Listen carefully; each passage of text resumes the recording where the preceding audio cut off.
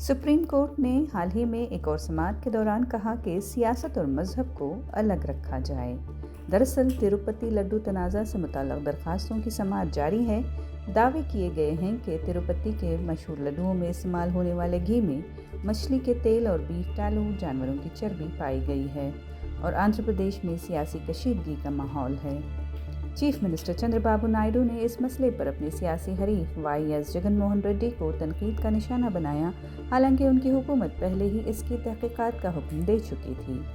अदालत ने नायडू के मीडिया बयानात पर नाराज़गी का इजहार किया और दरियाफ्त किया कि जब तहकीक जारी है तो प्रेस को बयान देने की क्या ज़रूरत थी।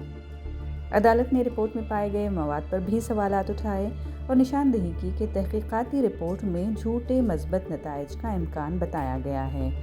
बीजेपी के सुब्रमण्यम स्वामी ने तफसीली फॉरेंसिक रिपोर्ट और वाईएसआरसीपी के रुकन पार्लियामेंट वाई.वी. सुब्बा रेड्डी ने आज़ादाना तहकीकात की दरख्वास्त भी की है। अदालत ने मामले की समाअत जारी रखते हुए मजहबी जज्बात के एहतराम और वाज़ेह सबूत के बगैर मामले को सियासी रंग देने से गुरेज करने की ताकीद की है।